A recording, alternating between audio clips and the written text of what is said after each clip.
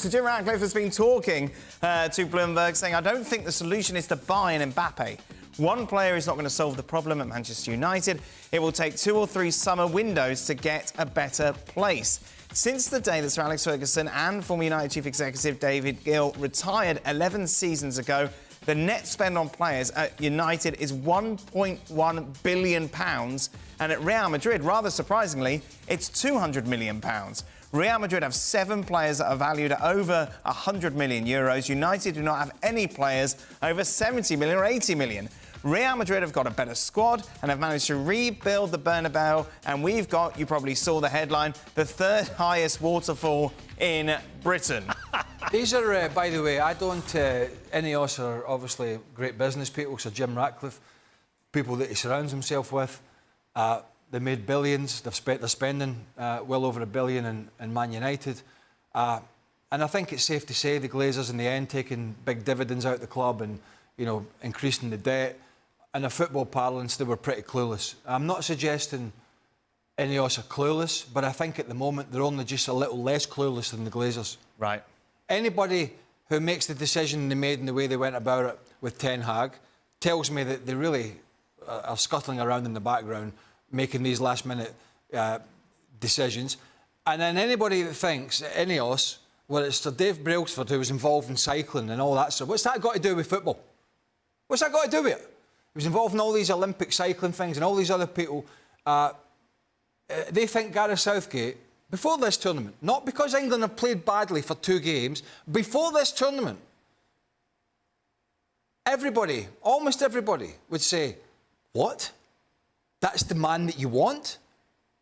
So it tells me at the moment that Ineos are floundering around, and while they're maybe getting the structure right behind the scenes, and that's to be commended, you know, Dan Ashworth, Jason Wilcox, Omar Barada, all these people coming in and outing all the old guard, that's fine.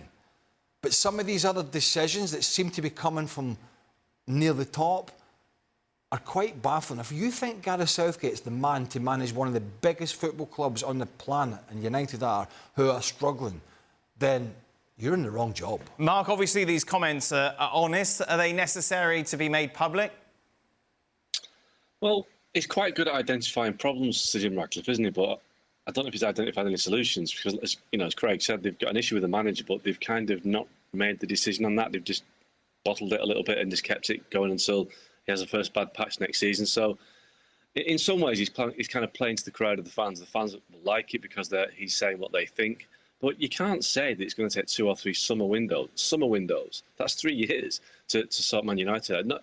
Big clubs don't wait that long. United have waited 11 years now. And big clubs that have got it right will find a way to do it in, 2 windows, a winter and a summer one. So, yes, it's refreshing that somebody at United is actually speaking, because we've not had that for nearly 20 years with the Glazers. But I do think that it's probably best to speak when you've found a solution rather than just identify the problem. I mean, have they fixed the roof yet? I mean, he talks about the waterfall there, but have they kind of put the roof tiles on? I'm not sure. So there's a lot of things going on right now. Are they going to get a new ground? Are they not going to get a new ground?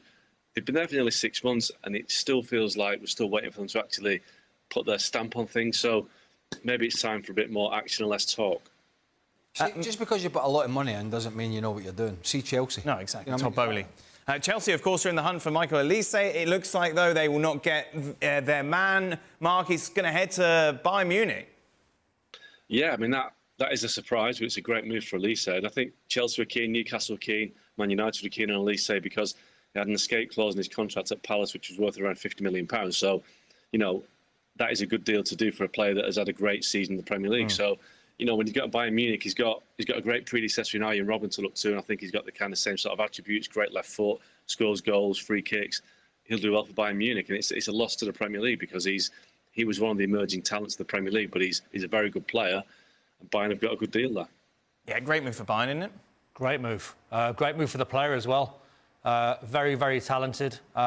He's brave as well. Going playing for Bayern seems like on paper, yeah, it's natural, but to leave England and wanting to play for a Champions League club, a huge club with Vincent Kompany, I think he's very brave, but he's got some talent. He's a wonderful player to watch. He's very graceful. Not if you're Oliver Glasner, you're not. No, it's true, isn't it? Yeah. You got Olise, and you got Eze, who's in the England squad, who's another terrific player, and you got young Adam Wharton, who we've talked about, beautiful young midfielder with a great future. They signed him from Blackburn, but you know, you get the opportunity, with all respect, Crystal Palace is a decent Premier League club, but to go to get a move to Bayern Munich is something special. Just a reminder to keep up to date with all the latest moves as and when they happen. Be sure to go over to our website and check out Transfer Talk.